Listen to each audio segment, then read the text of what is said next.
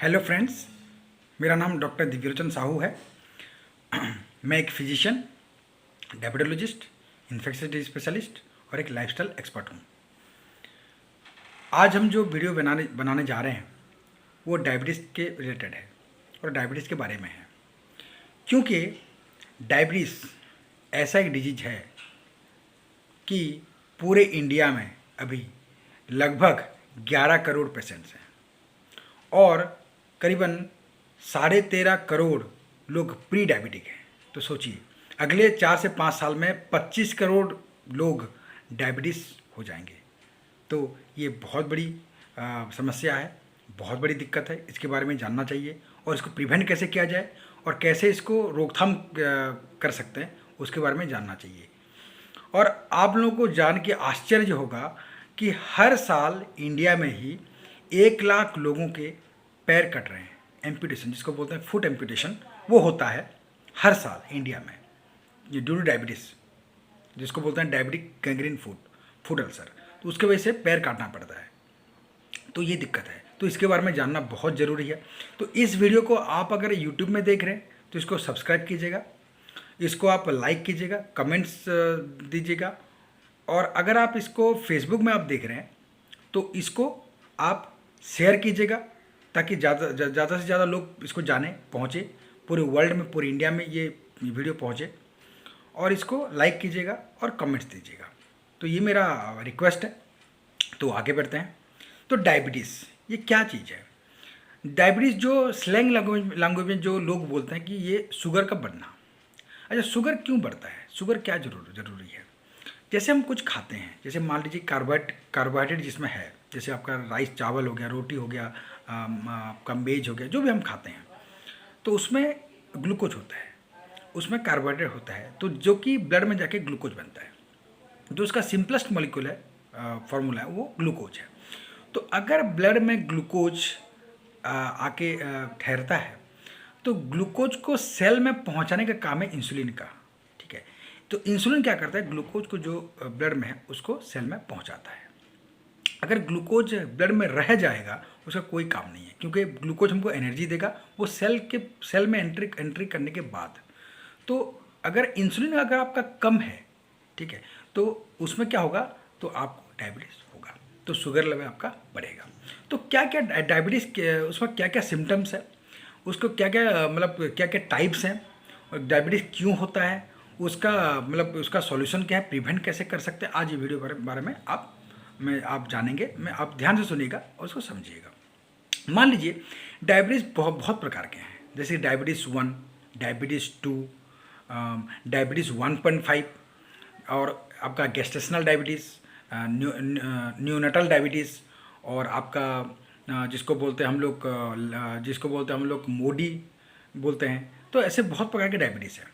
तो मेनली जो मुद्दा है डायबिटीज़ टाइप 2, जो बहुत ही 90% लोगों में ही पाया जाता है और इंडिया में इसका 90% इसको पाए जाते हैं, जिसको बोलते हैं DM2, diabetes type 2, diabetes mellitus type 2, जिसको और भी उसका नाम है, इसको बोलते हैं इंसुलिन रेजिस्टेंट डायबिटीज़।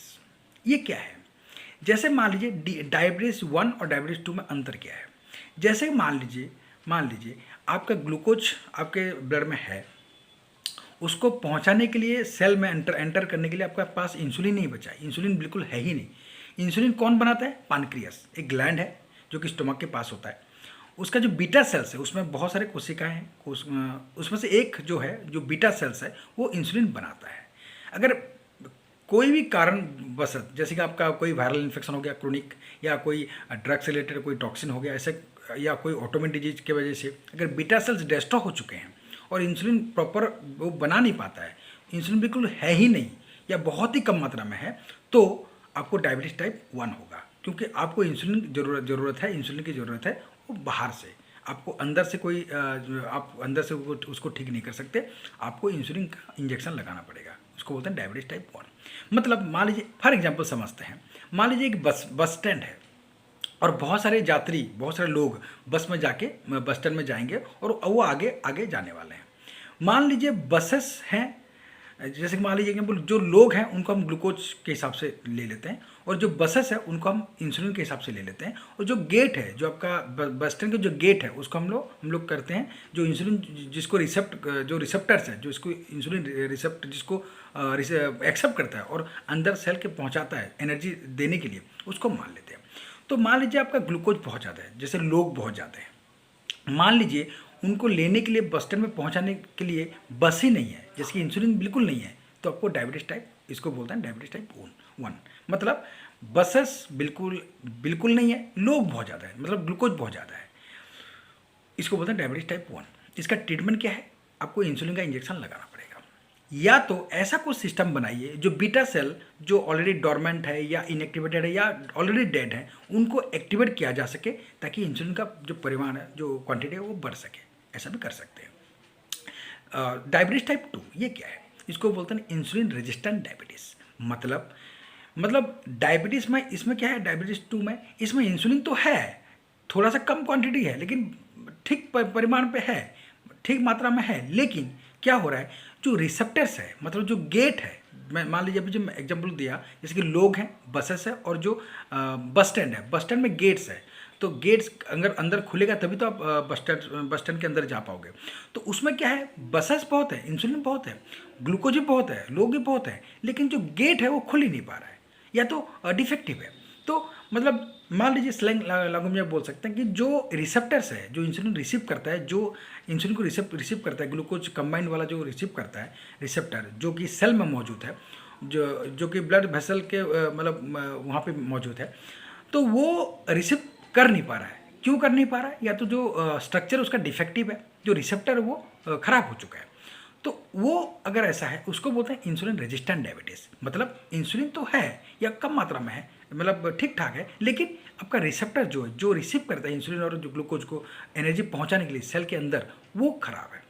तो उसको बोलते हैं इंसुलिन रेजिस्टेंट डायबिटीज़, या तो बोलते हैं इंसुलिन डायबिटीज टाइप, उसको बोलते हैं डायबिटीज टाइप 2।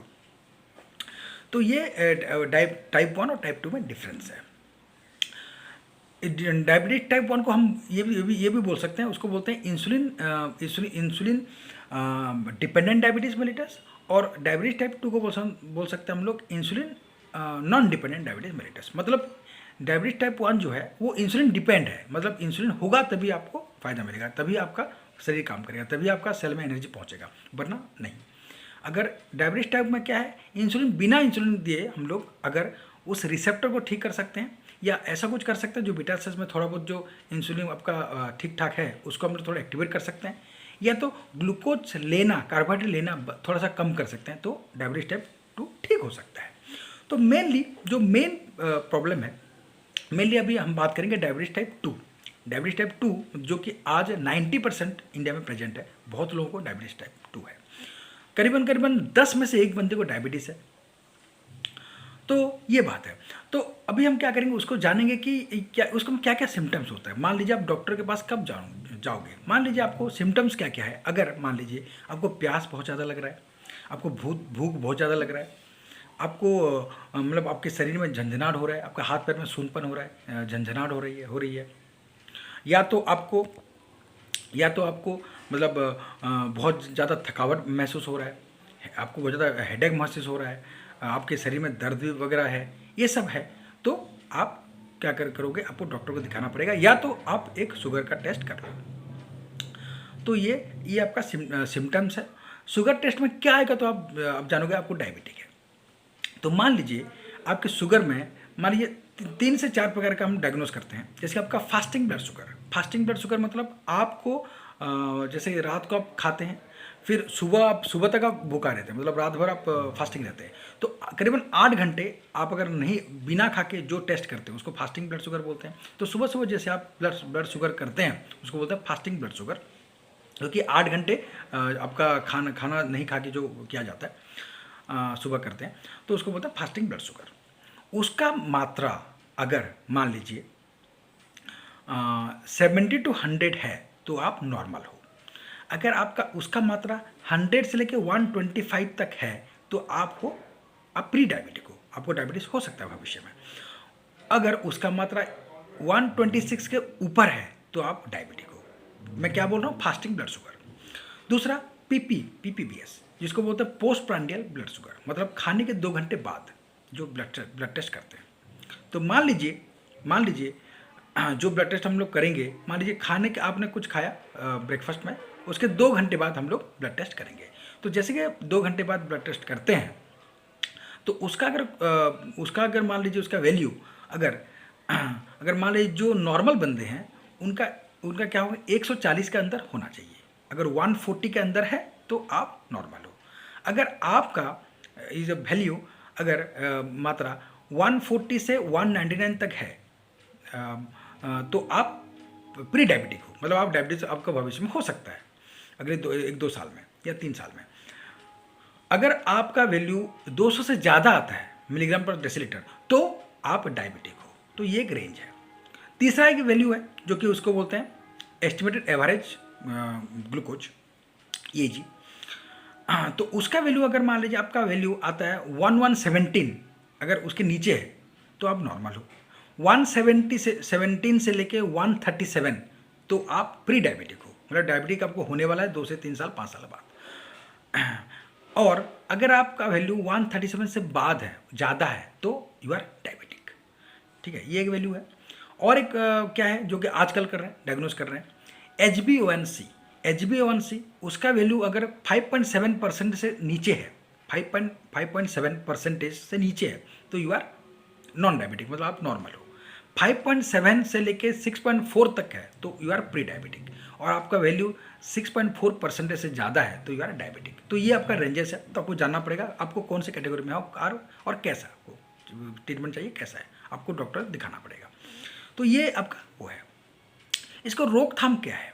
मान लीजिए अगर मान लीजिए इसका रोकथाम क्या है और क्यों होता है, ये होता क्यों है? डायबिटीज़ जो है ये एक लाइफस्टाइल डिसऑर्डर है। जो आपका लाइफ है, जो पहले ज़माने में जो लाइफ था वो अभी आजकल ऐसा नहीं है।